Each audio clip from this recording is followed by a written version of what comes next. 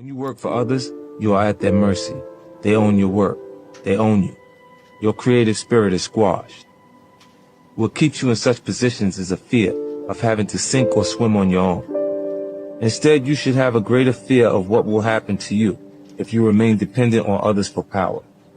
Your goal in every maneuver in life must be ownership. Work in the corner for yourself. When it's yours to lose. You're more motivated, more creative, more alive. The ultimate power in life is to be completely self-reliant, completely yourself. The most expensive thing we spend is time.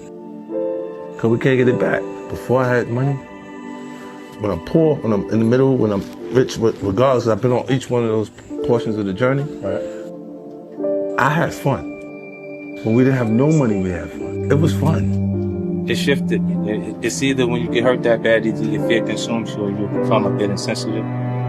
And you start to approach the problem instead of run from it. You know, my grandfather told me, you don't get as far as the motherfucker you talk to for no reason. You'll be successful as the motherfucker that you talk to for no reason. What I mean is, if you spending your day talking to a nigga that ain't got nothing going on, what the kind of information can he offer you? Can he help you learn something? Can he teach you something in the conversation?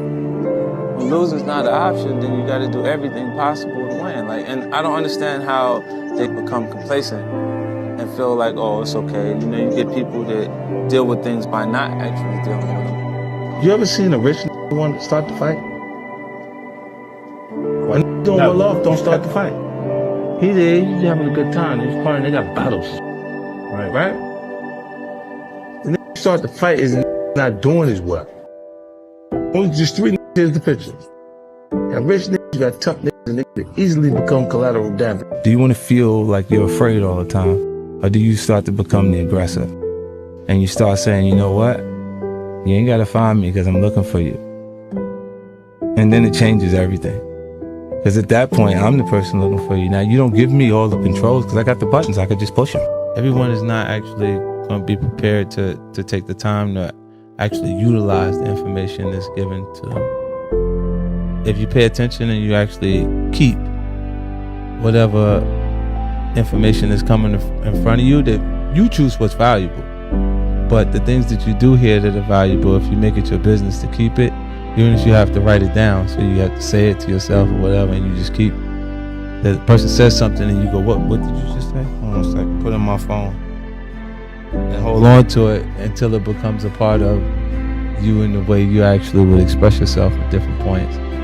And then you develop a more advanced presentation, and I got that from Robert. They don't care about me.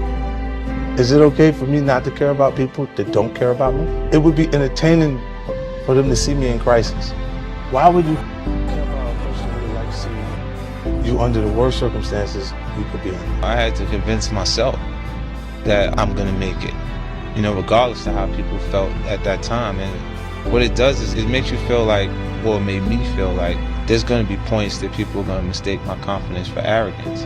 They don't understand the process I went through and how much I had to believe in myself in order to make these things happen. I never ran from anything because I didn't have nobody to go to.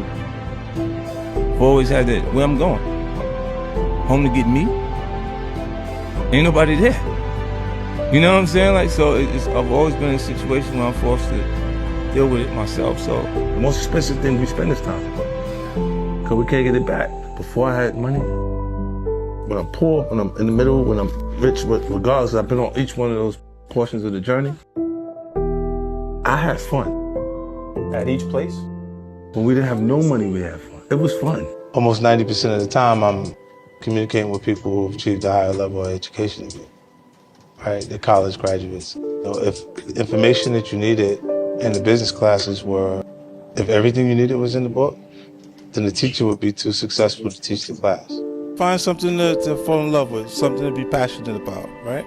And then because you enjoy it so much, you'll be able to do it so much that you become so good that everybody's gonna love and appreciate you. I think depression is a luxury. Because where I'm from, you can't afford to be depressed. You gotta pay the bill, right? So you gotta go to work. You gotta get up, you gotta go do what you gotta do. They got people right now that's at work don't feel like being there. But they got responsibilities, so they feel uncomfortable while they're working, while they're doing what they gotta do. I grew older. The one thing that becomes clearer to me each and every day is that I don't owe anyone a thing, and neither do you. I've seen a lot of people pollute their potential after sipping from the well of entitlement. This is certainly true of many of the people I've been associated with over the years, even my own son. What they need to understand is that you should never feel like the world owes you anything.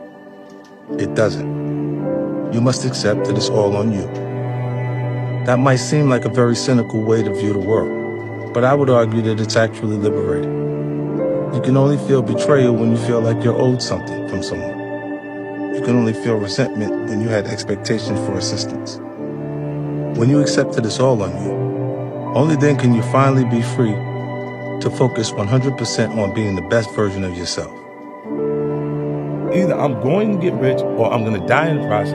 I'm going to do what I want to do. And then if I die in the process, I was doing what I wanted to do. Get rich or die trying. I don't try to patch relationships. Right? You know what I'm saying? Like, because when they fall apart and you have no idea, like, what was the motivation, it says that you don't have to be involved for it to fall apart again. I think the things you go through make you who you are. So I don't regret those things. I don't regret them because I don't think I'd be who I am today if I wasn't exposed to those situations. If you ask me, would I, those are unfortunate situations that I've had to experience. And if I had a choice, I would have definitely went in a different direction. I might have wanted to go to school for business instead of having to go through this portion of my life. No matter what group of people, whether it's your actual blood relatives or people that you've developed relationships over time that created value.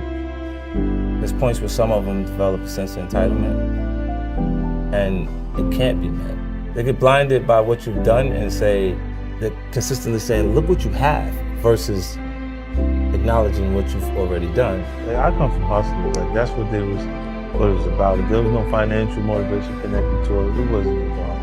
Like, now the things that they're doing is a little different. Like the little homies tell you, you ain't got no bodies. I think the only thing that separates people is passion. And having the ability to focus on something, to work on it, will allow you to work hard enough to be good enough at it. That's the Kobe Bryant run. He outworked those people. A lot of people in the league perform according to their paycheck. They ain't getting that money, let them do it. And that's what separates him and makes him special to us in a different way, even after he's gone. Never happens on your time, like when you think you're ready, like it's supposed to happen. It always happens when it's supposed to happen. Because the period that you feel ready and people are not acknowledging the material the way you feel like they should because it's good, is the time that you actually develop skin thick enough to survive when it does work. If you're spending your day talking to a nigga that ain't got nothing going on, what the kind of information can he offer you? Can he help you learn something? Can he teach you something in the conversation? I wanted to bring everybody with me. So not be someone new, be a better version of what I already was, but like you want to do the same things. They want to shoot dice, they will have the same argument, they want to do the same thing that we did that. You know what I mean? It's just circumstances, it puts you back under the same circumstances when you already moved to a different level. Like, I don't mind losing. I just like to lose at my expense. Let it be my fault. If I'm losing based on someone else's decision to do it, I'm furious about it. I was afraid and I was uncomfortable with being afraid. It's either when you get hurt that bad, either your fear consumes you or you'll become a bit insensitive and you'll start to approach the problem instead of run from it. I try not to surround myself with people that I have to be defensive around. You know, and that is a defense mechanism. Like, anger is a more comfortable feeling to deal with than having your feelings be hurt, or a person did something, you being disappointed in the decision to do certain things. Like, you know, like some of these guys, they're gonna roll with anybody that will embrace them. Anybody that'll and just be in every circle, period. And I'm like, I'm not really comfortable with that. Like, imagine if you say, yo, my man is over here, Charlamagne over here at the Western, I'm gonna go pull up on him. And you go over there and then you run right into somebody who got a problem with you. And you all off balance because you was just going, you went prepared to see Charlamagne, not prepared to run into these people. And then you have problems. That's why I don't usually communicate or associate. If a person's on the gate, I kind of put them on the other side. So I don't leave myself vulnerable to that. You know, I had to convince myself that I'm gonna make it.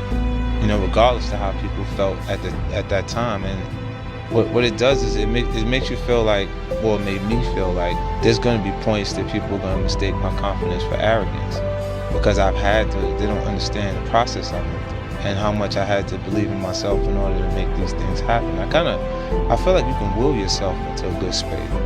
Things that are meant to happen will, and if you believe in yourself enough, you can help yourself learn. You can inspire yourself in different ways where you can actually discipline yourself, to the point that you can become good enough.